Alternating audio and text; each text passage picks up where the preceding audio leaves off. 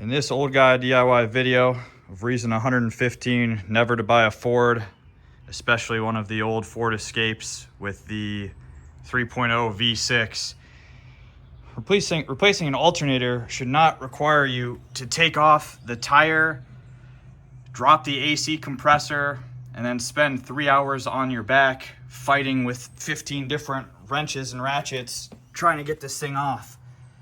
So there are a lot of videos explaining how to do this, and every video says it sucks, and every video was right. So I'm just about to get started putting the new one in. Yeah, not gonna go through all the parts and whatever.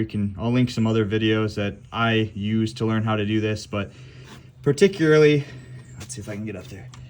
There's one bolt on the top that you can't really see no matter what position. It's a 15 millimeter, and that's the one that takes all the different ratchets and extensions.